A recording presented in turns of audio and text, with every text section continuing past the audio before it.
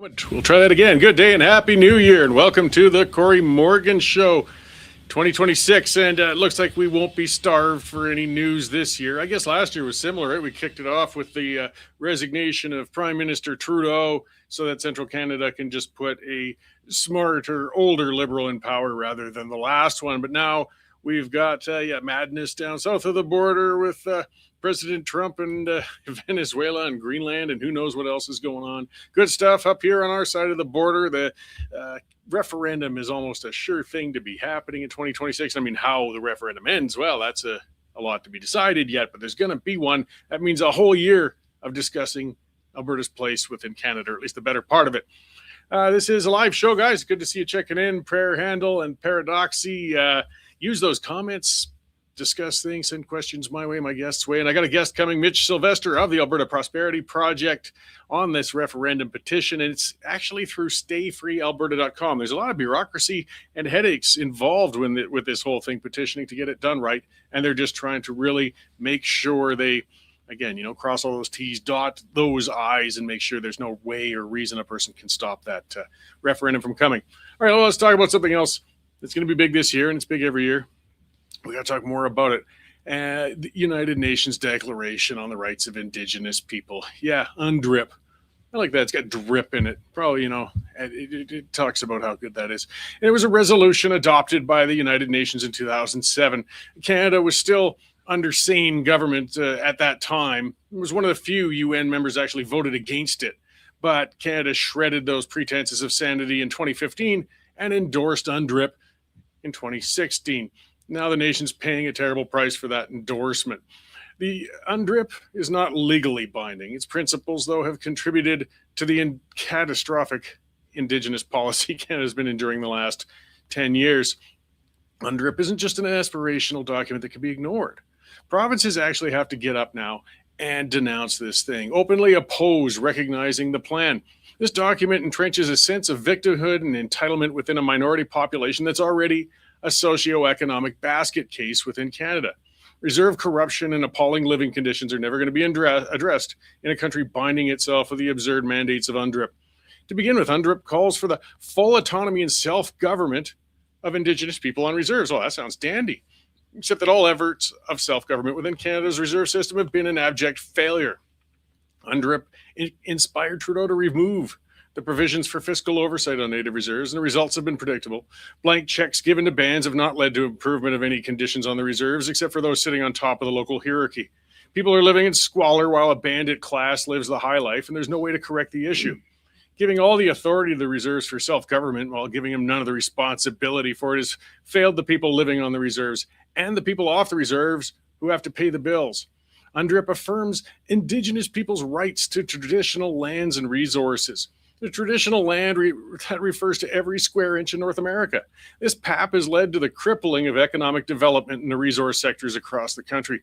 Indigenous leaders feel they have the right to block all developments while extorting fees for any developments that go ahead. It's killed employment opportunities for Indigenous people in remote regions, and it's hampered Canada's productivity. Wondering why our GDP per capita is in free fall when compared to other developed countries? See UNDRIP. The belief that Indigenous people have the right to call all traditional lands has also led to the endless and massive land claims, which are tearing the lower mainland of BC to shreds. People are suddenly finding their homes and businesses valueless as banks refuse to refinance mortgages and investors bail out from developments in Richmond. Things are only going to get worse, guys. Canada endorsed UNDRIP, but BC, they went a step further and enshrined their own Declaration on the Rights of Indigenous People Act, DRIPA. Again, more drips. With the power of legislation behind it, UNDRIP is creating a catastrophe in BC. The Cowichan ban created a garbage dump, which is going to cost tens of millions of tax dollars to clean up, while non-native people are being banned from provincial parks. This is all from that crap, guys. What do you expect, though? When a race of people has been granted rights based on ancestors theoretically walking lands 1,000 years ago and having a right to self-govern without responsibility.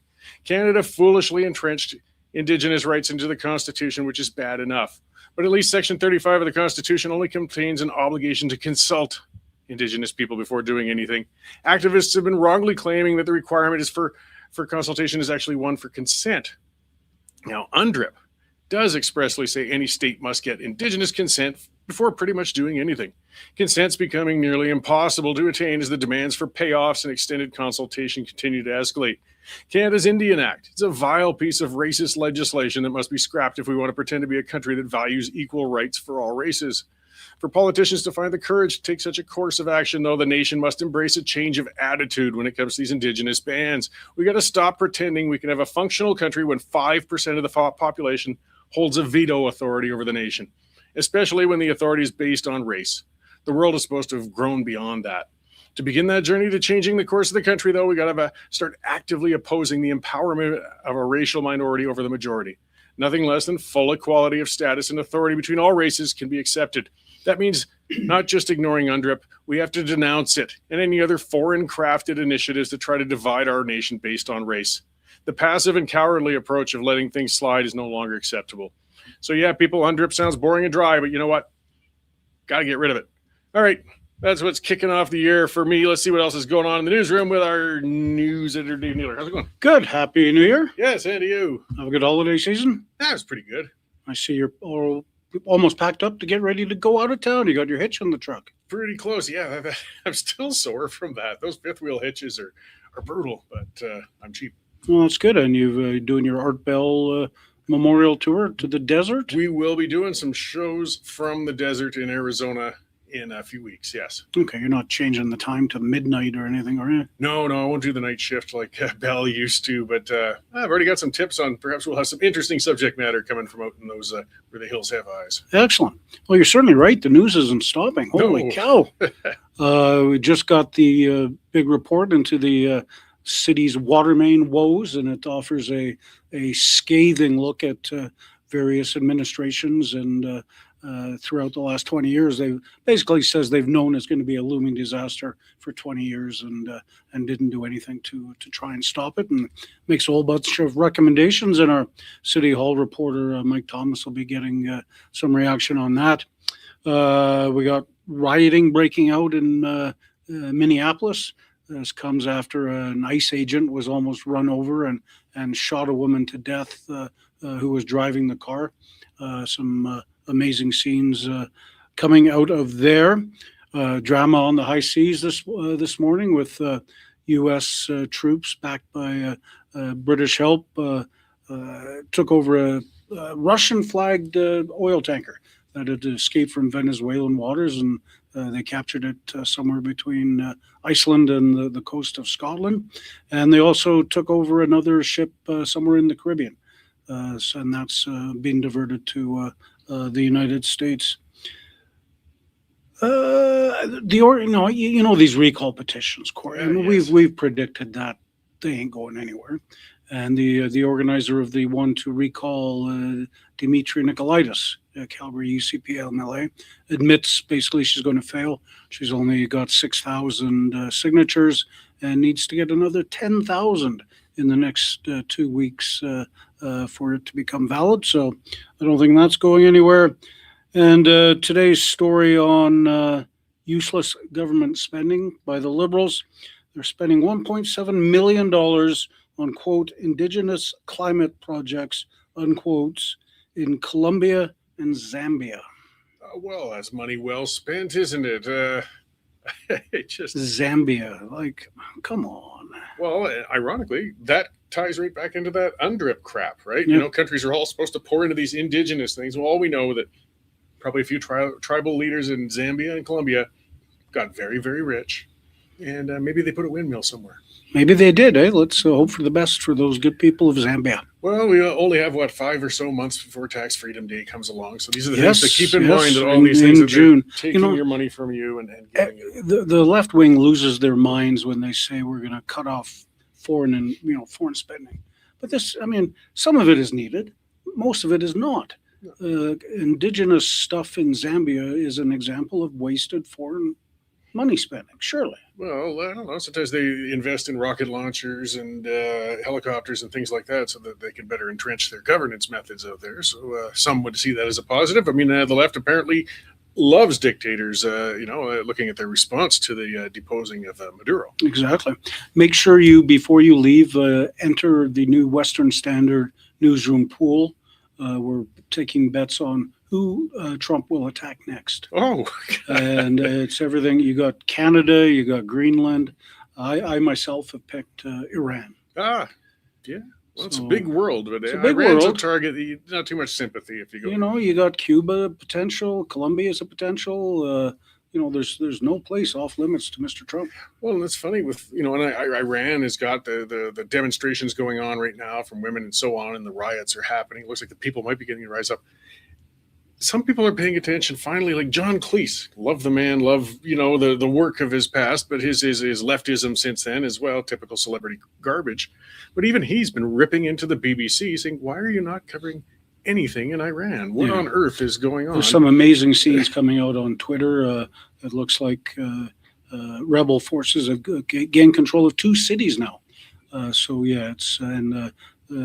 sorts of money being bet that Israel's going to attack before the end of the month again. So the news just never stops, Cory. It never stops. Well, it keeps us working anyways. We'll find some good news things to report on eventually, too. Sure. Plane lands safely at Calgary Airport. Right on. All right, except everybody had sore knees because it was a WestJet flight. There you go. That video today prompted me to go and select a seat for an Easter flight out there. So I didn't want to sit in that row. No, it looks pretty brutal. Hey, we get I almost said the M word. Little people can book those seats at a discounted rate, perhaps. There's ways we can work around this. You can't use the M word, just so you know. Yes, well, I didn't, but I'm thinking it. There you go. All right, thanks, Dave. You bet. All right. It is our news editor, Dave Naylor, and that newsroom is hustling. I can hear him barking across the room to David number 2 to make sure to get on those stories and get them rolling. And this is where I nag and do the cup rattling to get some fundraising. Guys, the reason we have all these reporters out there, we got a fella full-time in Toronto now. Jeremy Borg is out there. We've got Will up in Edmonton. Jared up in BC, is because you guys have been subscribing. We're subscriber based. So I see Mike is looking to put $20 down on Columbia for being invaded. That's fine. But if he hasn't bought a subscription yet, perhaps it'd be better placed in there. We'll see. But check it out, westernstandard.news/subscription. Get past that paywall and help fund us to keep covering all these news stories as they break. And boy, they're breaking just hard and heavy and fast. The one Dave was mentioning, for those outside of Calgary, maybe not as familiar with it, but we've just had massive water main problems in the city for a couple of years now. It happened in the spring of 2024. This thing burst out in the west side of Calgary. It turned out the whole city had to go on water restrictions for just about the entire summer. Cost a pile to repair, all these news conferences and discussions, and this pipe was supposed to last 100 years and it only lasted 50, and they were going to get all these experts in to test it and check it and do a report on it, which apparently they did, but then we kind of forgot about it. Well, lo and behold, a few weeks ago, bang, it burst again, which is even worse in winter. So people almost got killed. This thing was flooding roads. It was coming up like a geyser. And now that they're repairing it, word is coming out and they're trying to say, well, what happened to the report? What did happen to it? City council never got to see it yet. And it should have been just sitting on the city manager's desk or in a drawer for once, okay, it's kind of hit the fan. I'm just going to give it to the mayor because the mayor was demanding it. Mayor Farkas said, give us the report. What happened to it? They've dragged their feet all the way till today before even giving them the report that millions were probably spent to create that was supposed to answer some of these questions. And city council has to beg and fight and threaten to get it. Some heads have got to roll. This is nuts. And Paradoxy saying, thank goodness Gondek announced, what was it, $80 billion for climate crisis nonsense. Yeah, something like that. The last mayor, she was hung up on, again, a climate emergency and spending billions and billions of dollars on that. And she did nothing with infrastructure. And then for 11 years prior to her, Naheed Nenshi did nothing on it because nobody wants a water pipe. They want public art. They want a city park. They want to have nice, pretty things to talk about that they can put their name on. They can put a little bronze plaque or do a ribbon cutting or something. And these things, aren't, water pipes don't provide that sort of goodness for them. So, either way, now it's still gushing. Calgarians are still on water restrictions, but some of the word out of the mayor's office with Jeremy Farkas, the mayor there, is that they're going to have to basically replace that entire line. It's huge.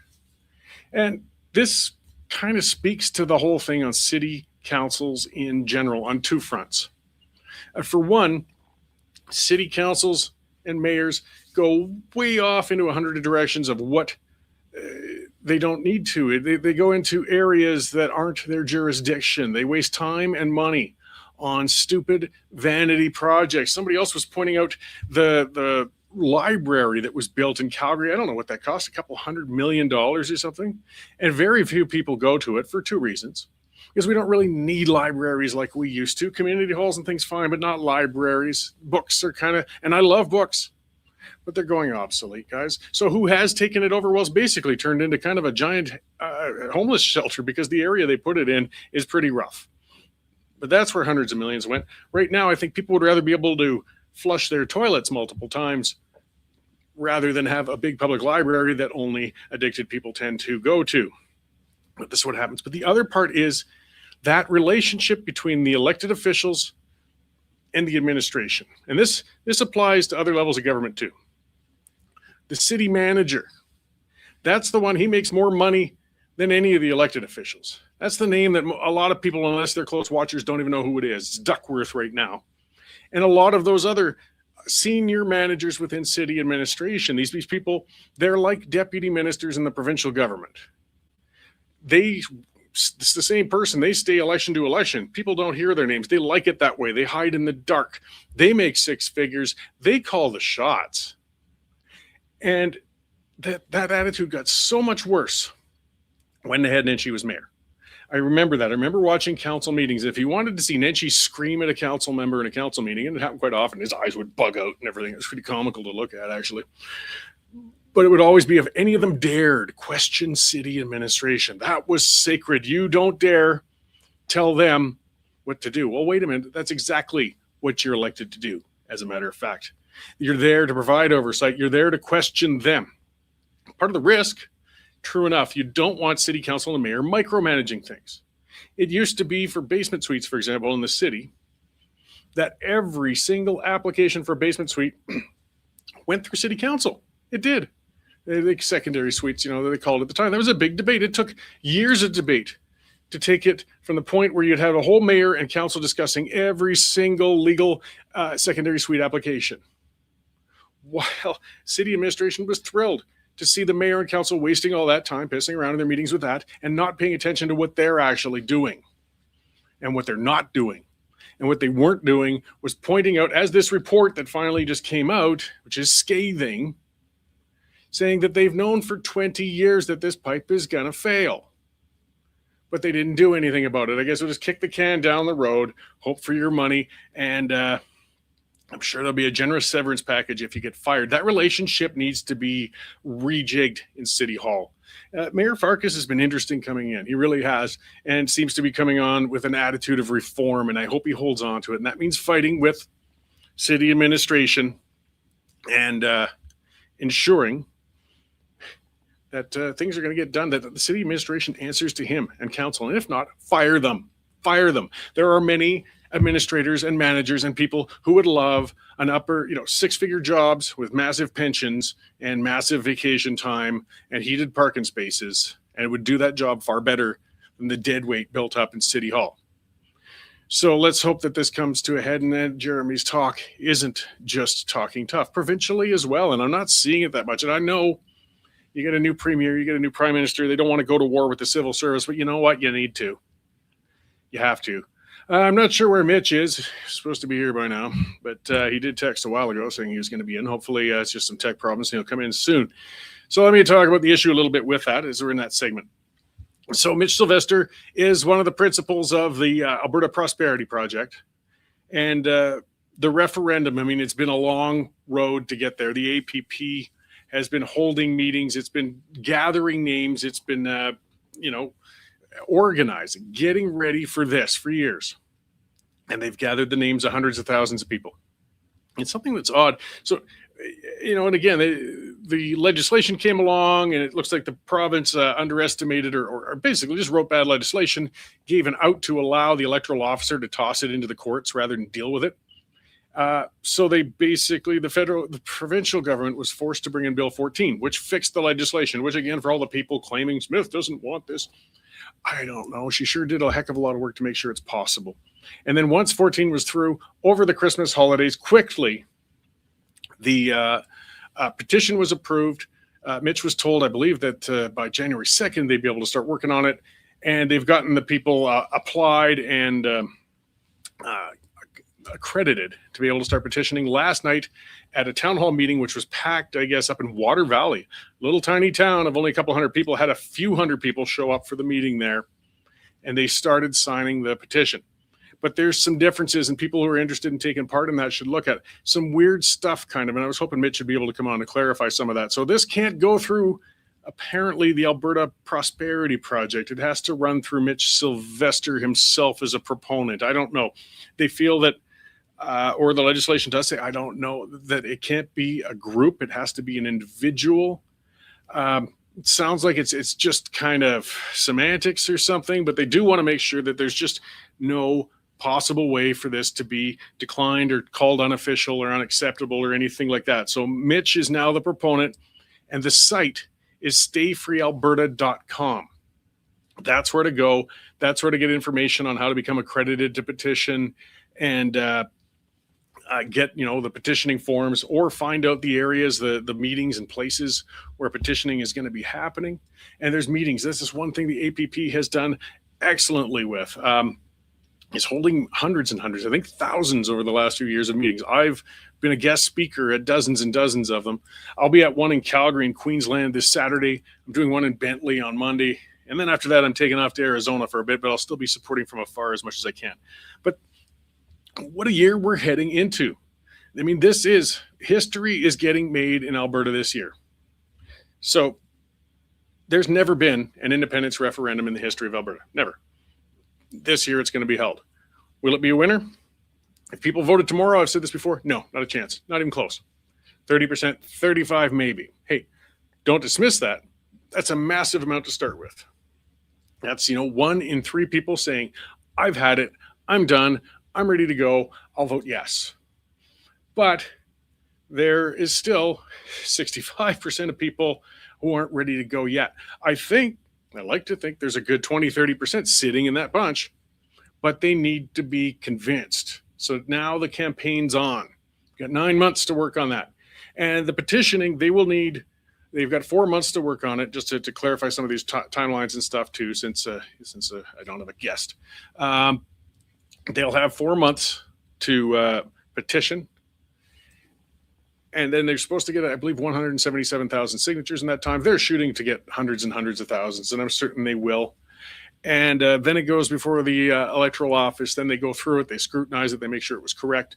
Then they tell the premier's office, okay, this thing is passed. It's been proper. And then it's on the government to schedule a date for a referendum, which most people are figuring is probably going to happen in October. Now, we got other stuff with the opponents. They're getting worked up. They're seeing this is happening. They're seeing no matter what. I see Mike, with Freedom Honey pointing out, how do we deal with the shenanigans, the bad players trying to sabotage the campaign? And yeah, we've already seen that. We saw some people talking on Thomas Lukasik's little Forever Canadian site, talking about how they want to sign up and sabotage things, maybe pretend to get signatures but never actually go to get them, or just sign up and take blank sheets and don't do anything. A few nuts are going to do that. They'll do a little bit of damage, and it's good to point them out just to stir people up on social media, just to show how unprincipled some of the opponents of independence are. As for how much damage they'd actually do, I don't think they could do much. So how to deal with it? Well, the bottom line is just overwhelm them. When 1 out of 100 people who have actually signed up and gone through the process and gotten accredited and started petitioning, 99 out of 100 are genuine. That 1% aren't going to be able to do that much damage. They're just wasting their own time and energy. In fact, energy that they would better be able to spend campaigning for the other side, if that's what they really believe. So, let them piddle around. I mean, you want to watch for them. You want to stop it. I worry about some of the other things. I worry about some of the other stunts that could be pulled off. And we're going to see it all in this next 8-9 months. One will be, and I think a danger zone, is the open microphones at town hall meetings. So people can go up and say whatever they please, as they should be able to. Now, if I were looking to sabotage, get up, take that microphone, claim to be a supporter, and say something absolutely horrific. Say something that will just mortify and horrify everybody else, and claim to be speaking on the behalf of the independence movement. That's how you can do a lot of damage. I guess I shouldn't be giving tips out to other people, but the bottom line is, if we're going to prevent these sort of things, we got to watch for it. If somebody gets up there and says, we want to bring back slavery or something stupid like that, whatever, there's all sorts of things people could say, right? The room has to denounce, take that person out of the room. And I'm not talking about assaulting them, but get them out and make it clear you are not welcome here. Whatever they just said, that is not acceptable. That's not welcome here. Get the hell out of here. We're here about independence, not that crap. It's funny. I had some discussion just this morning on semantics with people, because some people will say, oh, well, that's not free speech. Even if the guy says something beyond the pale, we should allow him to say it. No, you shouldn't. This is a campaign. Everybody has the right to say things, but they don't have the right to your microphone to do it. So that person can go out and say it down the street. It's not a matter of political correctness. It's a campaign now. All of those things are going to reflect on the whole movement.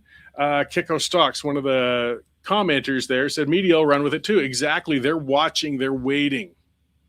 So if some whack job gets up and says something beyond the pale, that's what they're going to report on. Something I've ranted a bit about, like last spring when the independence movement was going, really exploding. I did a couple of, I do interviews if people ask, wherever it might be. I did a long one with the Walrus, long one, scheduled time to sit down with that guy. And in the end of it, my name never came up in his big, long, extended piece even once. He dedicated 40 minutes talking with me.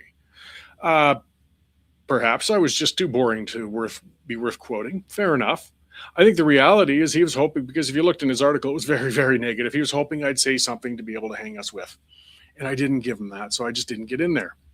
Likewise, when I was at a rally in Red Deer and I spoke with a person who was there from the Washington Post. And same thing, spoke for about 20 minutes with her.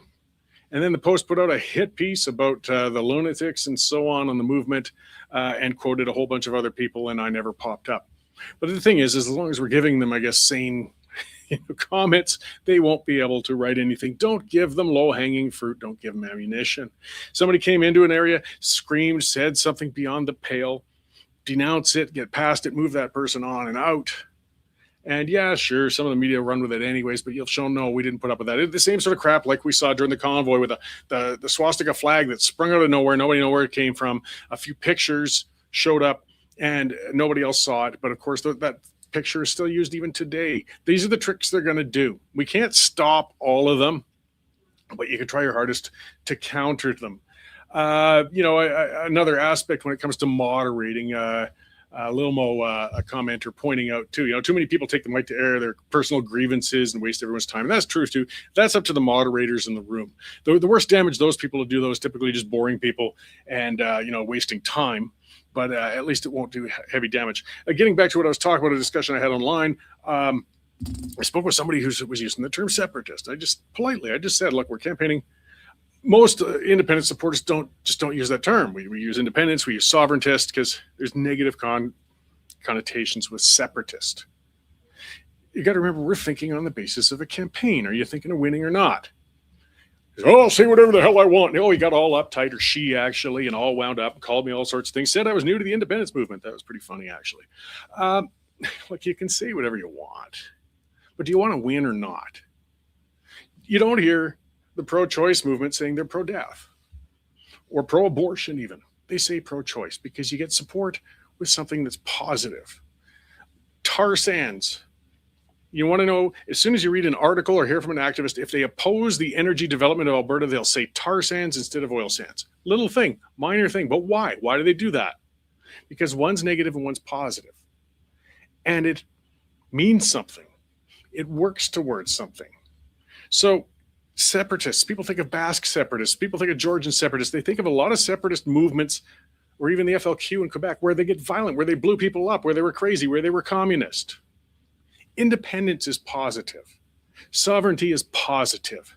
Separatism's negative. I'm not trying to nag people into political correctness. I'm just saying that this is the difference with this campaign.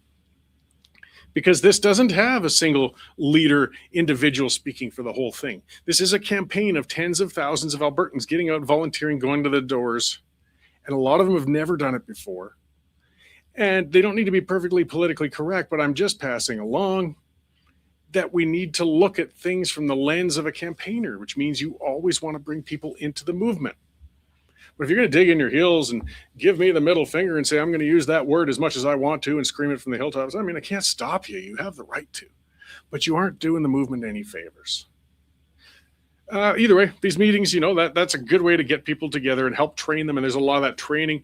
Somebody else, a commenter, had asked, I'll say it again, it's stayfreealberta.com. That's where to get the information on petitioning and how to do it and all of that good stuff. Again, I wish Mitch had made it, but apparently he's tied up. All right. Well, let's talk about some of the other stuff that's going on, though. As Dave said, so much going on in the world. Venezuela. That one's bizarre. And it's kind of funny watching the discussions going on between people throughout the whole thing. I think nobody's sane, but again, there's a lot of insane people out there, but nobody sane would say Maduro was a decent person. He was a dictator. He was a criminal. He was a drug runner. All of that's true. Suddenly, though, I mean, I love some of the memes. The people who were holding the Palestine flags have now switched to Venezuelan flags. Oh, Maduro was a hero. He was brilliant. He was beautiful. The CBC called him a man of the people. Speaking of lunatics, our tax-funded trumpet for socialism, the CBC, called him a man of the people. He ignored the results of 2 elections. The winner of the election got put into exile. That is not a man of the people. But, and we're going to discuss that a lot more in the pipeline when we have Nigel and Derek and I sitting here. It's going to come on tonight. It should be fair game to discuss, though, whether Trump's move was the best move. I don't know. Most people on the right feel he did the right thing. Okay. Like I said, it's not a matter of thinking Maduro should stay in longer or that he was decent or anything like that, but just we got to watch some of the precedents get set when a country will pop over and take a leader out of another country. And it's not that it's unprecedented. This has happened many times around the world with many different countries before. So people have pointed out that under Obama's administration, he killed quite a few foreign leaders, actually. So killed them. Trump brought this one back for trial. What is going to happen over there? The thing, at first, the way Trump was talking was like, we're in control of you now. We've got this country and we're going to bring it back to, oil production and peace and prosperity and all the good stuff and apple pie. But the vice president's now in charge. Maduro's out, but what's changing exactly yet? I think a lot of people, again, they don't miss Maduro, but is anybody better in yet? So what's going to happen next? Is there going to be a coup? Is the government weakened that much? I don't know. But then the other people talking about, again, usually liberals, often people, and some on the conservative side, oh no, this is going to be a death knell for Alberta oil. Oh, all this oil is going to come on stream from Venezuela and nobody will want Alberta's oil anymore. Oh, spare me. Spare me. Guys, every oil expert who's come on already to be talking about these things. Venezuela is a mess. It's a basket case. That is a creation of socialism, which means that despite having the most oil reserves on the planet, their infrastructure and ability to actually get the oil out of the ground, dilute it, get it out to tankers to ship it around the world is a mess. We're talking at best 5 to 10 years before they really start getting it back on stream, and I hope they do. It's an energy source. The more energy for the world, the better, even if it puts a little downward pressure on the world price. 5, 10 years from now, who knows what other oil powers are going to come and go. We've seen these spikes up and down with oil producing countries and wars for the last 60 years. It's not going to change things. One of the things that is interesting, though, all the same, if there isn't trust for Trump, and if you really do believe that the reasoning, and maybe that played into it a little, basically what Trump is looking at is bringing in a diversity of energy sources to provide energy to the United States. You want more customers to bring it in.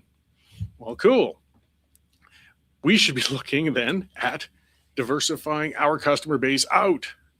And that's where we talk about getting a bloody pipeline to the West Coast. Holy cow, what a concept. Has anybody been mentioning this? Yes, we've been trying for 20 years in Alberta. And, Northern Gateway, that should have already been done. Trans Mountain, that should have been done by Kinder Morgan with no tax dollars involved. You just needed that dingbat Trudeau to get out of the way. Energy East, that could have gone all the way out there and could have been, look at that. We could have been exporting to both coasts, selling to whoever we please. India, by the way, because people say, oh, heavy oil is different. Yeah, India has some of the largest heavy oil refineries on the planet. Guys, it's not unique to Alberta. Lots of countries more than happy to get our oil, but we have to get it to them. Phillips Deb, a commenter saying, why is no one talking about the fact that Eastern Canada does not buy Alberta oil? Oh, we talk about it a lot. And that's what I just kind of mentioned. There is a lot of Alberta oil does get there. Ironically, the bulk of it goes over and then south into the United States and then back up into Sarnia for refining. A lot of it, but they also buy a whole pile of oil, yes, from Saudi Arabia, from Venezuela. Tankers come up and down the East Coast all over the place getting foreign oil in while we shut in Western Canada's oil in Alberta, which is part of why Albertans are pissed to the point where 1 in 3, and hopefully growing, more, are going to be looking to just say to heck with Canada. They've had enough of it. But what's going on out there too? As Dave said, I mean, we're joking about it. And Mike said, but where's Trump going next? What is going to go on next? Is he going to go into Colombia? Is he going to go into Iran or Greenland? And that one, I got to admit, it's got me a little stumped. Why? Why are you poking that hornet's nest? There's very little for strategic use of that spot. I mean, if it was some big world war, rest assured the American forces could come and just take that, the few developed spots of that island in a heartbeat if they felt they had to. Nobody else was setting up a base or something that was threatening Greenland, and it's not like Greenland has a whole pile of oil or fish or anything that really makes it worth taking. I don't get it. Though, I mean, I guess if I was the person who understood what Trump is going to do, I should be buying, lottery tickets or betting on racehorses or something, obviously. I've got a brilliant ability for prognostication. All we do know is things are upset, unpredictable, and unusual going on right now. And then, likewise, so some people have talked about it. If Trump made a move on Greenland for some reason, like he's saying, though he says stuff all the time, that could undercut NATO. Because, we're going through Denmark and things like that. If NATO falls apart, Ukraine's in a big pile of trouble. I know there's people with different views on the Ukraine-Russia thing. Fine. But then look at what the Americans are doing as well. The ship Dave talked about that was intercepted with British help was bringing oil to Russia. So if they're cutting off energy exports to Russia, just what is going on? Prayer Handle saying Greenland has a lot of critical minerals. Yeah, a bit. Not enough worth turning the world upside down to try and take it, though. I mean, it'd be easier just to buy it off them. If they're mineable and worth it, just buy it off them. You don't have to take them for it. Mike mentioning Freeland in Ukraine. There's just some other lunacy going on, too, right? Chrystia Freeland, candidate, for the leader of the Liberal Party, deputy prime minister for a long time, finance minister for a long time, Trudeau's right-hand person, that twitchy, tweaky, strange lady, is now, as a member of parliament, is taken on a full-time job as a close advisor to the president of Ukraine. Well, a couple of things. I don't care. Well, fine, they can have her. God, I feel sorry for them if they're trying to fix their economy up. Talking to the woman who ran Trudeau's finances for the better part of 10 years might not be your best bet, but whatever, take her. The thing that pisses me off is she's still a member of parliament. She said she's going to resign, but she still hasn't. She's still an MP. It should be instant. You aren't doing your job here anymore. Get the hell out. Shows the politics going on because Carney doesn't want to lose his basically majority. He can get anything done. With the NDP won't pull the pin. The Conservatives don't want to pull the pin the way the polls are sitting right now. But still, he wants his majority, and he's worried about that. So he's just saying, hang on to your seat in case we need you to vote for something. We'll get you out of there later. So now she's double dipping, staying in Ukraine full time, but taking up a seat for the parliament, which somebody should be representing that Toronto riding, and she's not doing it. Okay. So Mike, again, good comment-driven show today anyways. What's with the recall petition with Dimitrios Nicolaides? Yes. So that started. That was the first recall petition. That was back in October. So when the teachers were legislated back to work, all those poor darlings, you know, their 180 days of working for 120,000, rough life. All they got was a 12% raise. Oh, awful. So they got legislated back to work because they were striking and having a temper tantrum. Well, they had a temper tantrum with the rest of the unions after they got legislated back to work. And they thought they'd take it out on Nicolaides. And he was the education minister. So they said, we're going to recall him. We're going to use Smith's own legislation against her. We're going to trigger a recall. Okay. And they did. You see, the bar for triggering a recall was to put in $500 and write a 100-word essay on why you think this member should be recalled. That's it. That's the news, the legacy media, and political scientists and the rest. Dwayne Bratt, of course. Oh boy, this is putting Smith in trouble. Oh boy, she's got recall legislation going all over the place. They're going to take the government out of power. They're going to call an early election in spring to get away from the recalls. Well, we got 2 weeks left in the petition period. They've had months to work on this. Calgary Bow is where Nicolaides is. And that one was probably like one of the most doable they had because a lot of people were ticked off with Nicolaides, and it was a tightly won one between the NDP and the UCP. So now with a couple of weeks left, they need over 10,000 more signatures to get it done. They haven't even got halfway. They figure they've got about 6,000 signatures. There's no way on earth they're going to get 10,000 signatures in 2 weeks. In fact, if you've done these petitions, you would know about 10% of the signatures in those kinds of petitions get thrown out because they're illegible, like you couldn't read it, the person didn't live in the writing, lots of reasons. So realistically, they need more like 11 to 12,000 signatures more. And everybody who lit their panties on fire and tried to feel that, make the impression that these recalls were going somewhere. I've said it on this show before. Anybody who thinks that petitioning is easy has never actually petitioned before. Real petitions, not online petitions, not any of that crap. Going out, getting a physical signature, address, phone number, witnessed, very, very hard. And they couldn't do the same thing that Fabio did with his Forever Canada petition. These are recall petitions. You have to have only people who live in the constituency working on it. So they couldn't flood it all with union members and just cherry pick. They couldn't pour a pile of money into it. They had to get local organizers to hit the ground. Getting 6,000 is actually not half bad, but it's still not even half enough to recall Nicolaides. So now let's talk about that false rumor. And I've seen some people on the right, some of the usual chronic malcontents. Oh boy, Danielle's going to get unthroned.